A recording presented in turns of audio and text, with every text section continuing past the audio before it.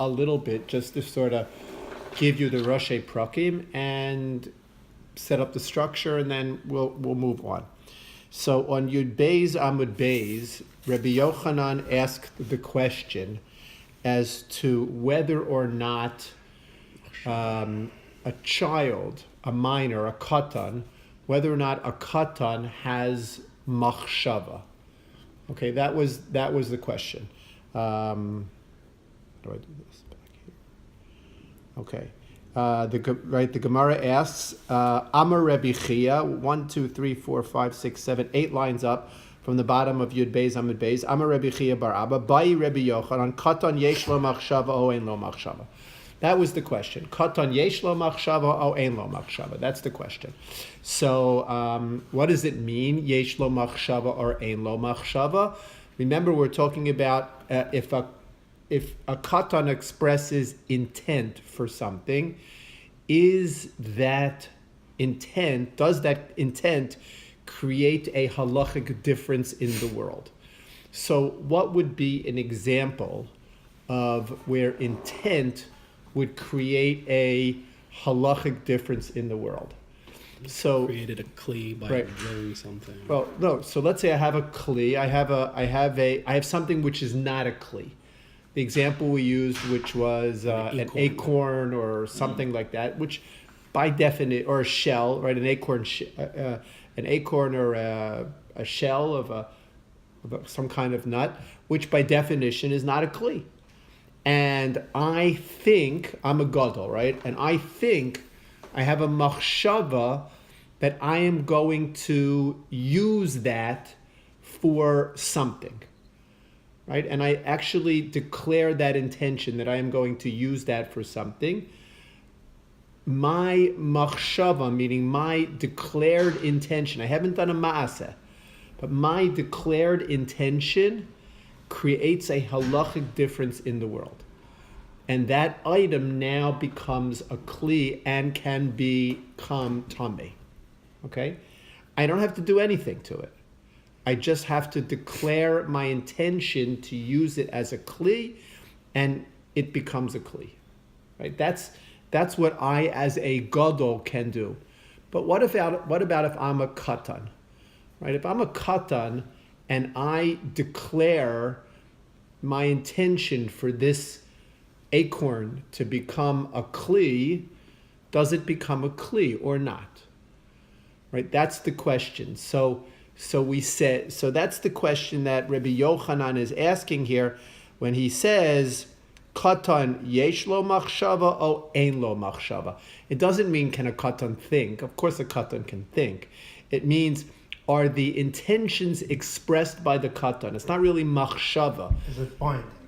Is it binding, right? Is the intention which he expresses, is that binding or not binding? I don't know, binding maybe? Does that create a halachic chalos? We'll use the terminology. Does that create a halachic chalos in the world? Does it have an impact? Right? Does it make a difference? That's the question.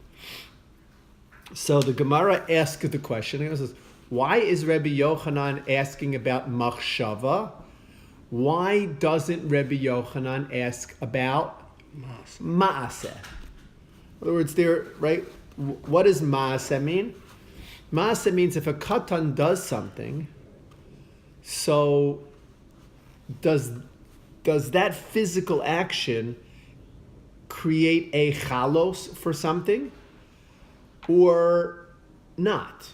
That's the. In other words, he says, Rabbi Yochanan asks the question: does a katan have machshava or not have machshava? So the Gemara says, why is Rabbi Yochanan asking just about machshava? Why doesn't he ask about maaseh? Meaning, does a katan have a maaseh or does a katan not have a maaseh? Do we consider the act that a katan does as creating a halachic reality? That's the question. So why doesn't Rabbi Yochanan ask that question? And the Gemara answers by saying Rabbi Yochanan didn't need to ask that question because it's already clear that katan yesh lo maaseh. It's already clear that a katan has a maaseh, meaning it's already clear that a katan's actions can indeed create a halachic reality. What's the case that we have to prove that a katan's actions can create reality? That's the case at the very bottom of Yud Beis Amud Beis that we mentioned 2 weeks ago. All right. Well, let me just back up. Right. So the Gemara answers. I left out a step. So let me just back up for a second. Rabbi Yochanan asks, "Katan yesh lo machshava, ein lo machshava." Says the Gemara, "Wait a second, Rabbi Yochanan. Why are you asking just about machshava? Why aren't you asking about maaseh?"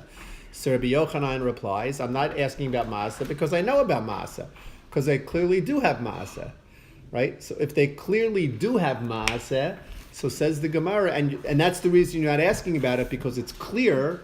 So we also know clearly that they don't have machshava. So why are you asking about machshava? What's the case that proves that a katan does not have machshava?" That's the case at the bottom of Yud Beis Amud Beis. So what's the case? Disnan yesh lahem maaseh machshava nami lo tibayle. You shouldn't have to ask about machshava. Why? Disnan, because we have the following case, which clearly shows that a katan's maaseh is valid, that a katan's maaseh creates a halachic reality. What is that case? That's the case of the acorn. Disnan ha'alon v'harimon v'ha'egos. This acorn or this walnut shell or this pomegranate, shechakakum tinokos. What do the kids do?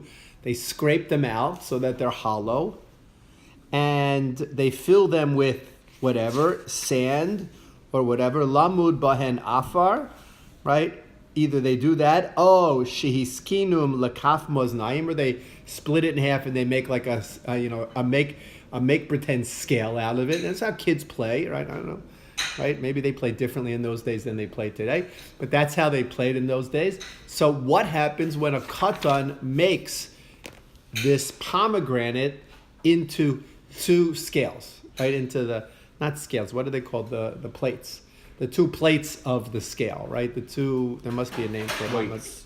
No, not the weights. The two sides of the two, right? Whatever they're, the two plates of the. What happens if a katan takes a rimon and makes it into that, or a katan takes an acorn shell and hollows it out and fills it with sand and plays with the sand? So what happens when a katan does that?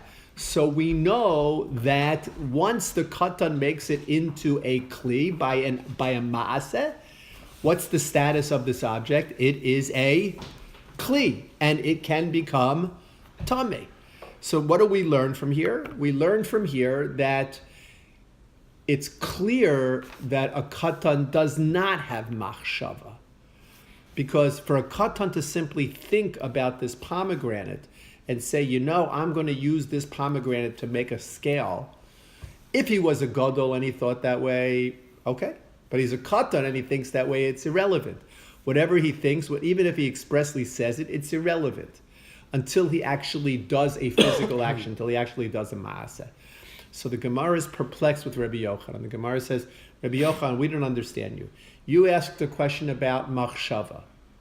Why didn't you ask about maaseh? So Rabbi Yochanan will answer and say, I didn't ask about maaseh because it's clear. Maaseh is clear. A katan has maaseh. The maaseh, the action that a katan does, has an impact. So the Gemara says, well, if it's clear to you that the action that a katan does has an impact, it should also be clear to you that the machshava of a katan doesn't have an impact from the same Mishnah, right? Because here we see what does this Mishnah require in order for a katan to change an object into a kli. What does it require?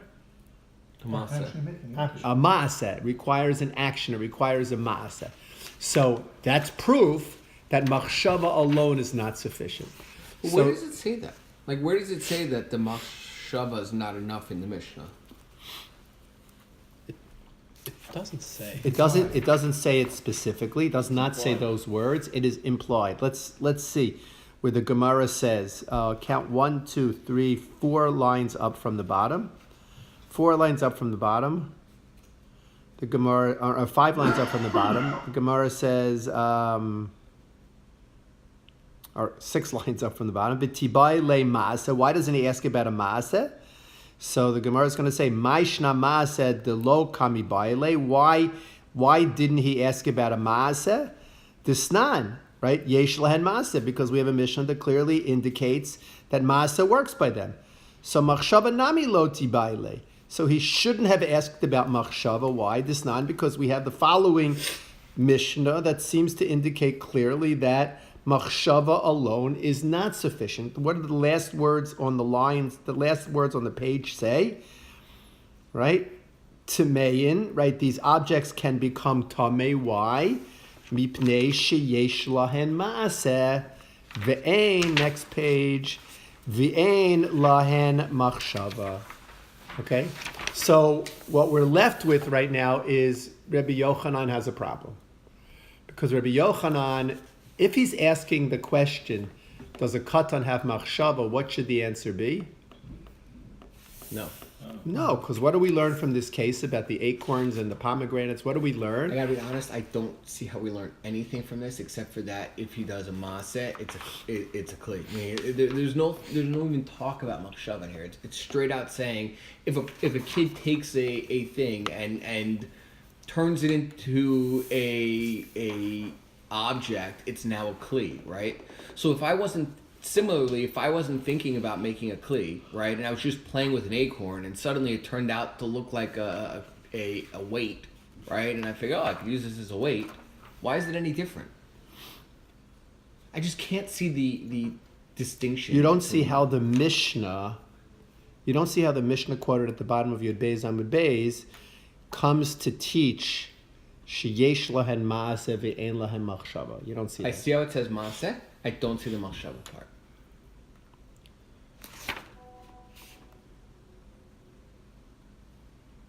The maaseh is very simple, The right? very fact that the Mishnah requires them to do something is what proves that the focus is on the maaseh, labriyut. Proves that the focus is on the maaseh. The Mishnah itself mentions their maaseh. If machshava were sufficient, the Mishnah wouldn't need to mention maaseh. In other words, the Mishnah is telling us here is the minimum requirement for this item to be considered a kli. What is the minimum requirement? That the kid does something with it. He hollows it out, he cuts it in half, he fills it with sand, whatever he does, he has to do something.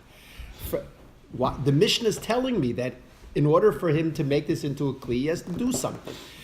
He has to do a maaseh.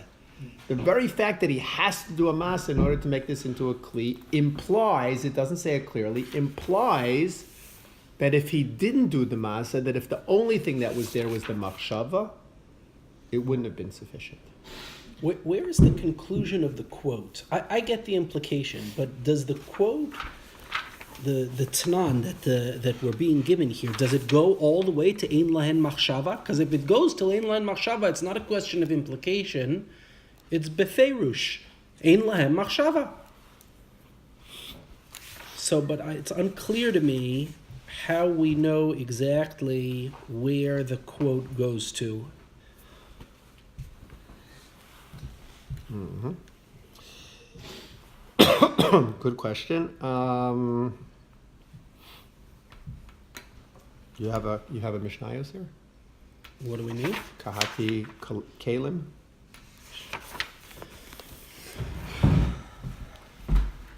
Oh, this is a hard one for me. It's just meaning if it said right that what is a kid need to do in order to do it? Oh, in order for it to be a kli, then a kid has to actually do an act. Okay, fine. Then it's implying that a thought is not enough. But it's kind of like starting in the middle here and saying, ha'elyon verimon, like the acorn and the pomegranate, which is hollowed out by a kid, is considered a kli. Right. Okay. I just feel So you're saying that it's missing, in your mind, it's missing a major piece, right? Correct. Unless I'm the only one. Am I the only one No, it makes sense. that's missing it? I don't know. Natan, I got it.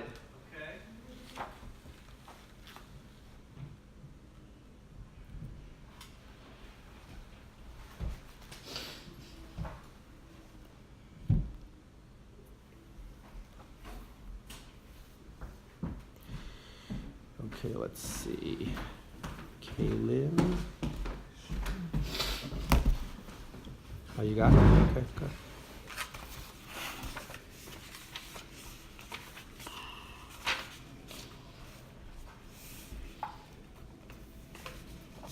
But where? Perek Yud Zayin. Here. Perek Yud Zayin, Mishnah 15.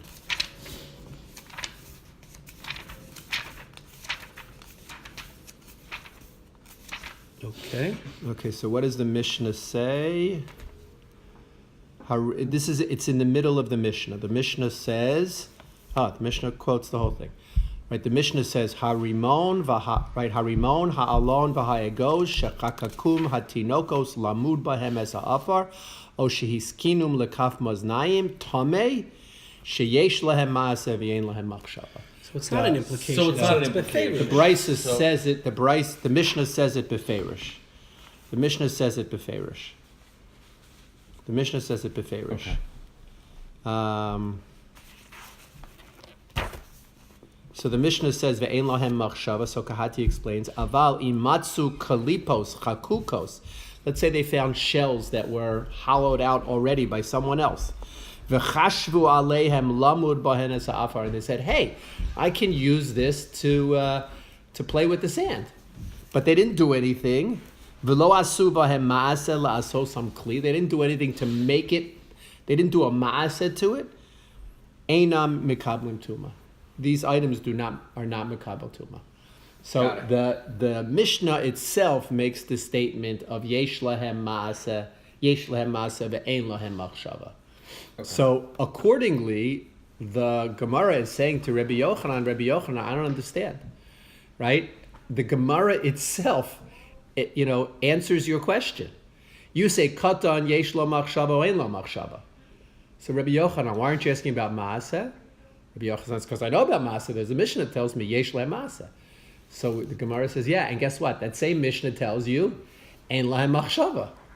So, what do you ask? So Rabbi Yochanan's back is up against the wall right now. The Gemara, it's clear, ein lo machshava. Just like you're not asking about maaseh because it's clear there's a Mishnah that says they do have maaseh, the same Mishnah says they don't have machshava. So what are you asking? What kind of question are you asking? So obviously Rabbi Yochanan is going to have to come along and reinterpret this. The Gemara is going to come along now, or Rabbi Yochanan is going to reinterpret his question, right? He can't be asking just, does a katan have machshava or not? Why? Because it's clear the Mishnah says a katan doesn't have machshava. That helps.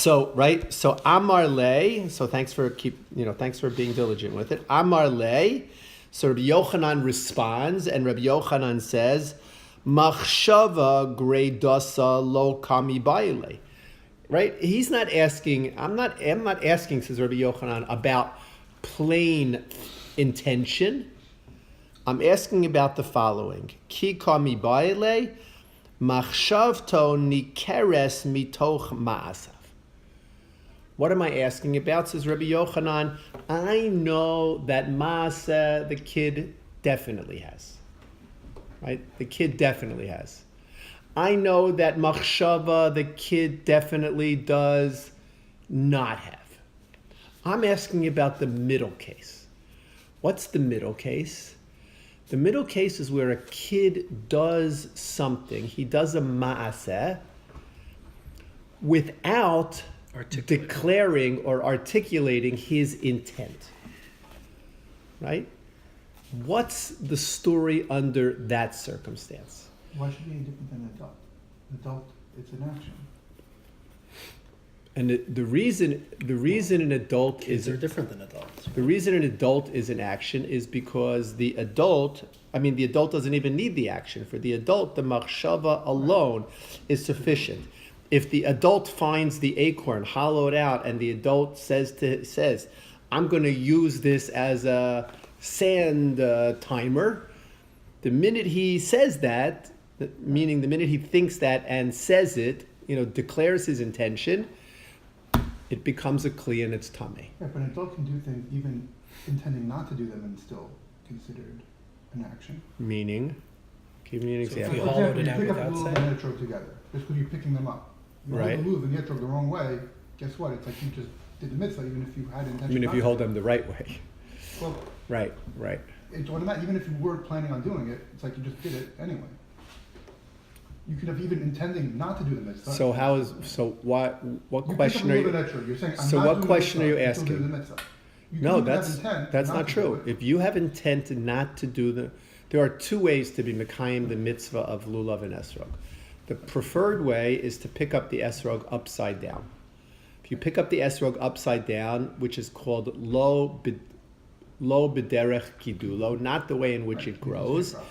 So you say the bracha and then you invert the esrog and you're mekayim the mitzvah. The bracha is considered over la'asiyasan before you do the mitzvah. But there's a second way, and that is to have negative kavana. If you have negative kavana, if you say, I am not being mekayim the mitzvah, I'm not being mekayim the mitzvah, and you take the lulav and esrog, you make the bracha, and then you have kavana to be mekayim the mitzvah. If you have negative kavana, then negative kavana works. What doesn't work, That was what you said, doesn't it? well, what doesn't work is no kavana. In other words, let's say you have no kavana. You just pick up the lulav and esrog, and you're not thinking, right? You're not saying, I'm not being mekayim the mitzvah, I'm not being mekayim the mitzvah, you're not thinking that at all. You're thinking, gee, I wonder what's for lunch today. And you pick up the lulav and esrog, that ma'aseh has been, you've been mekayim the mitzvah with that. All right? But, so in other words, Rabbi Yochanan is asking about the following middle of the road case. And the example he gives has to do with the carbon ola. The carbon ola needed to be shechted, It had to have been going there, right? right? The carbon ola needs to be shechted in the northern part of the courtyard, right? Why? Anybody know why? Why does the carbon ola need to be shechted in the northern part of the courtyard? Because that's what it says. Well, that's one answer. Who can go in the northern part of it? Would be the only thing I can. It needs to be shechted in the northern part of the courtyard because that's where the carbon chatas was also shechted. And this way, if a person is bringing a carbon in the northern part of the courtyard, you don't know whether it's a carbon chatas or a carbon ola. Whereas if the ola was offered in a different place, and the only kind of carbon that was offered in the northern part of the courtyard. So then, anytime you saw somebody with a carbon in the northern part of the courtyard, you would say, "Oh, Zach's at it again." Well, All right, why didn't all of them get like shechted or at the same place? because different places, right? There are different. So that's the case. So now here's the following scenario: you have a kohen katan. You have a kohen katan. Now this animal was brought by its owner as a carbon ola. And this kohen katan brings the animal to the northern part. He doesn't say boo, right? We don't know what this katan is thinking. But he brings the animal to the northern part of the courtyard and he shechs the animal in the northern part of the courtyard. So we know clearly that he's done a ma'aseh, but we don't know what his machshava was. We don't know what his intention was. Was his intention to slaughter this animal in the northern part of the courtyard because it is a carbon ola, in which case he had machshava and maaseh and we know it's good? Or maybe he just felt uncomfortable anywhere else in the courtyard. Maybe the rest of the courtyard was too busy, too filled with people. And the northern part of the courtyard was a little bit emptier, and he took the carbon to the northern part of the courtyard to shecht it. Why? Not because he was doing it l'shem ola. He was doing it because there was more room. And he, less people, more room, and he wouldn't be pressured, and he was able to shecht it there. So that's the question that Rabbi Yochanan is asking. Let's look at that inside. All right, it's end of the second line. Ki kami baile. When Rabbi Yochanan asks the question, it is concerning a case of machshavto nikeres mitoch ma'asav. A case where his intentions are possibly corroborated by his action. Kigon, like the following case, which I just mentioned. Dahave kaima ola bidorom. This animal, which its owner brought as a karban ola, was hanging around bidorom. It was hanging around in the southern half of the courtyard. And what happened?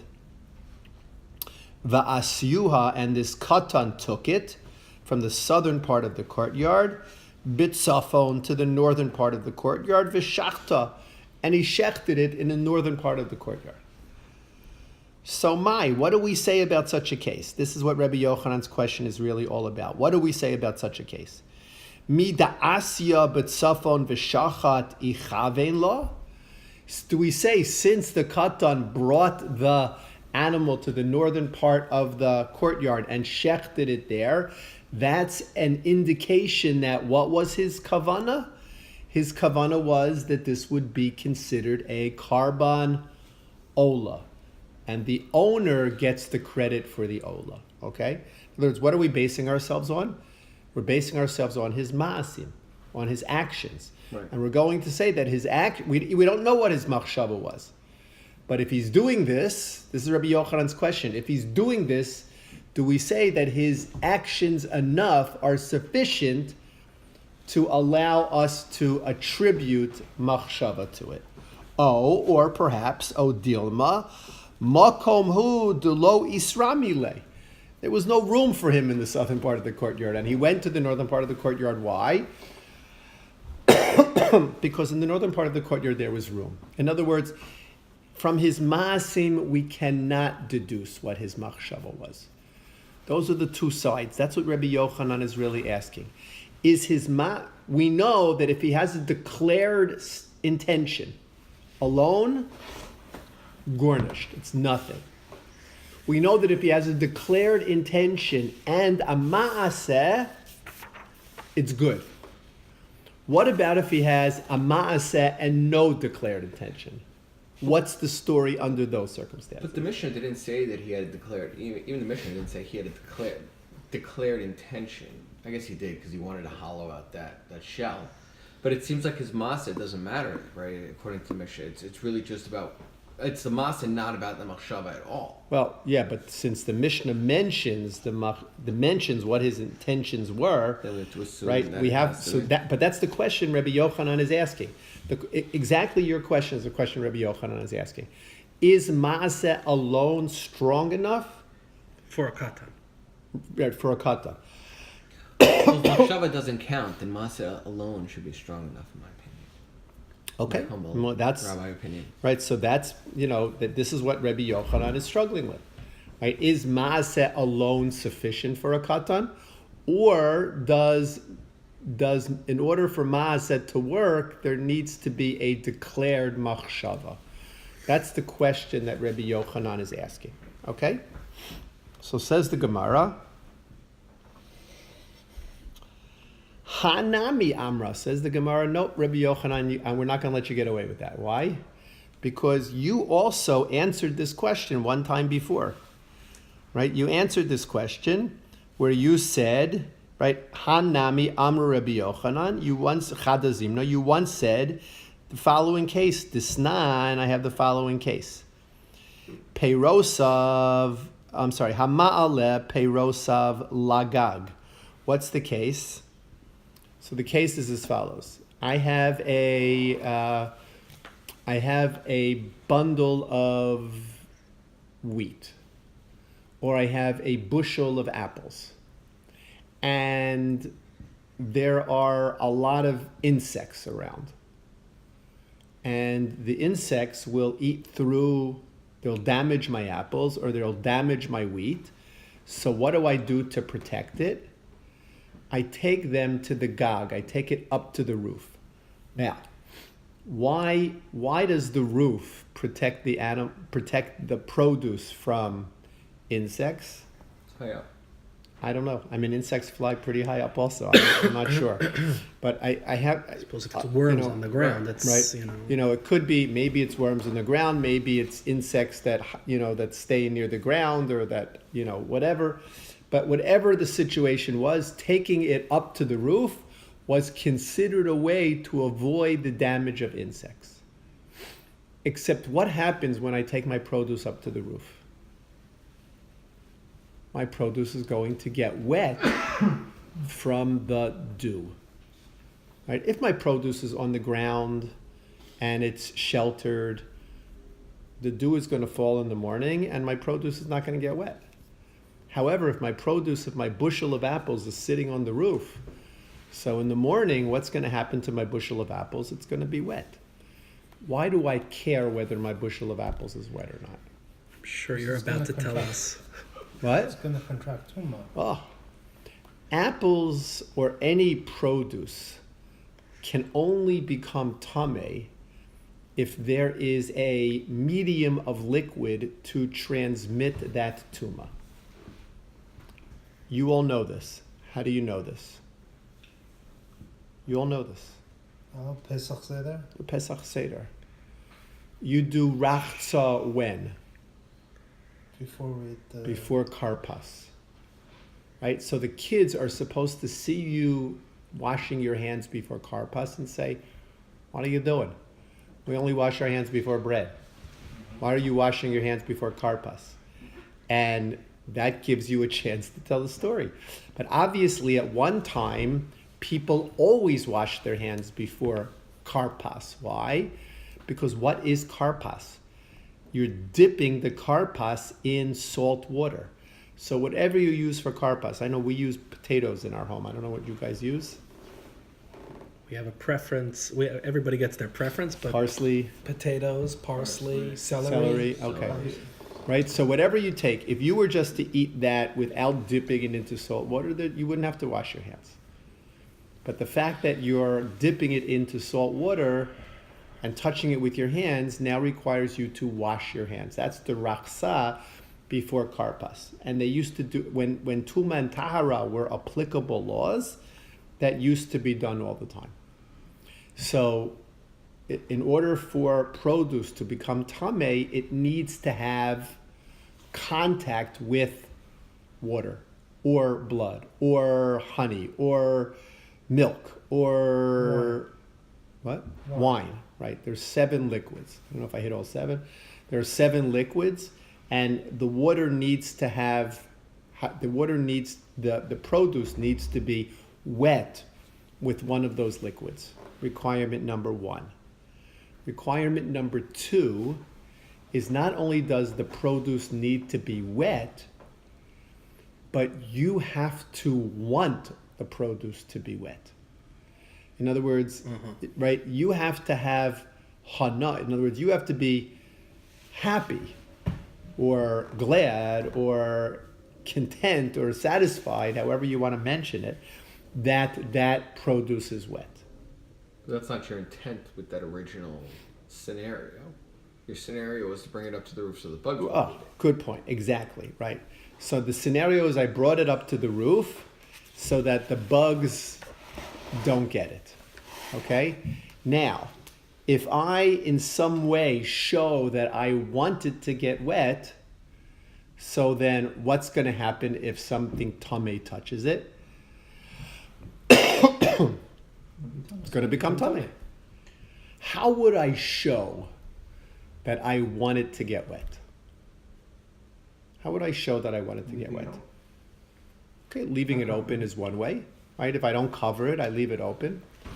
Or let's say that I brought it up yesterday. This morning I go up to the roof and it's wet. What do? I turn it over to the other side.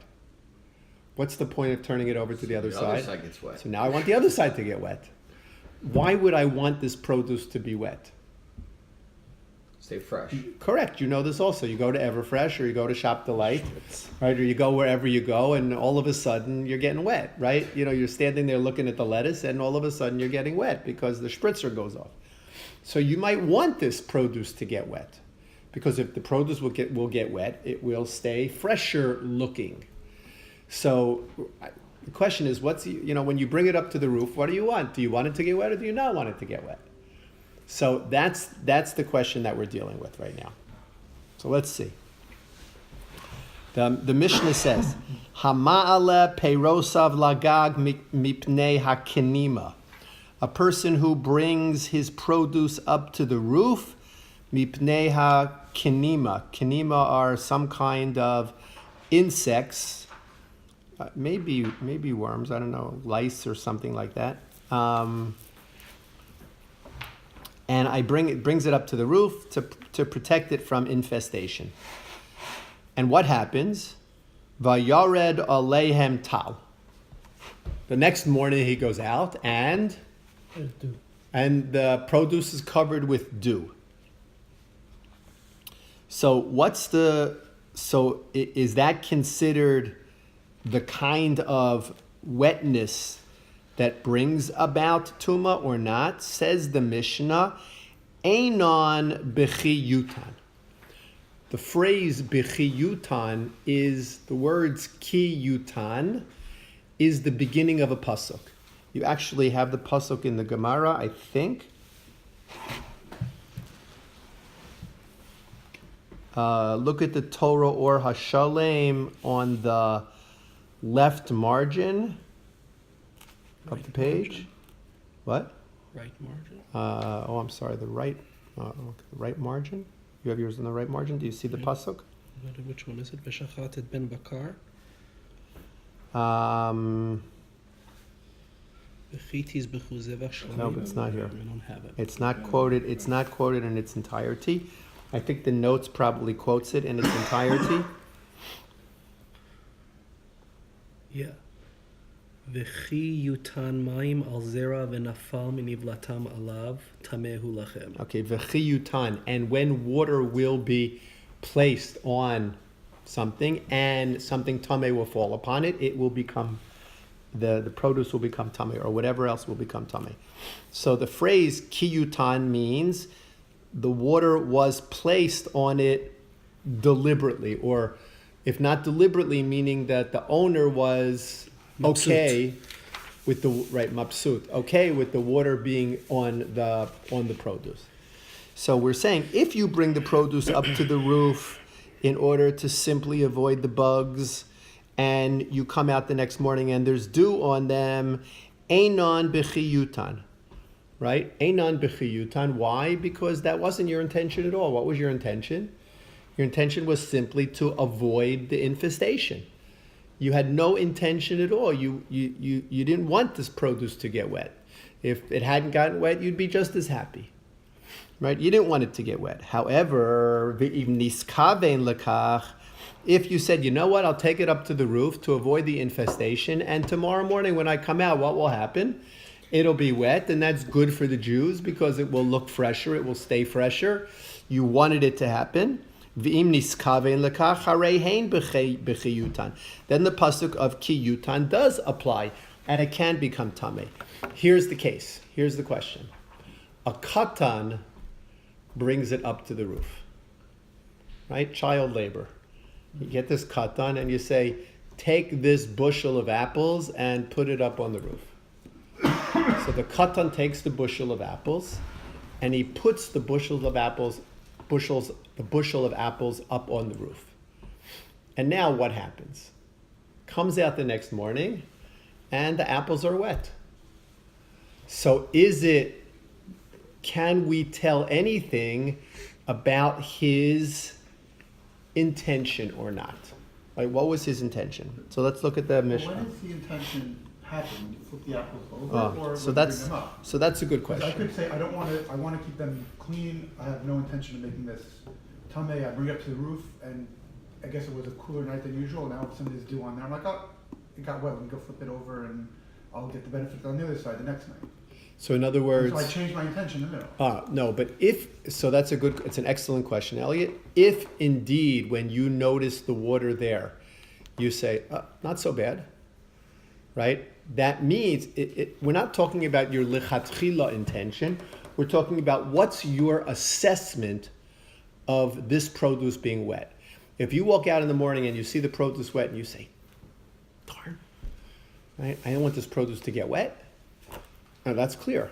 On the other hand, if you walk out in the morning and you see the produce wet and you say, hey, not a bad thing, right? It'll stay fresher. So that's also clear. But then why would they have to bring it up to the roof? Why did I could have kept my produce on the ground floor. It do landed on the ground floor, and then why so the idea is that if it's on the ground floor, it's usually covered. So in order to invoke the principle of dew falling on it, it has to be in a location where there's no cover. Where is there a location where there's no cover? The gog, on the roof. Right? That's why it's using that case of the roof. I mean, you're right. If you put it in the middle of your field, you could have the same question, so to speak. But people wouldn't store it in the middle of the field because animals would get to it. So they would either store it inside, let's say inside their barn or inside their property somewhere, then it would be covered, or else they would store it on the roof. And where you get implying a covering? You're implying that if I bring something up to the roof, I'm going to leave it uncovered. And if I leave it downstairs, I'm going to cover it. I think that, not that you're going to cover it, but you're going to put it in a covered location. In other words, I think, or else why would the Mishnah talk about Gog? The only reason the Mishnah is talking about Gog is so that it can invoke the principle of tal falling on it.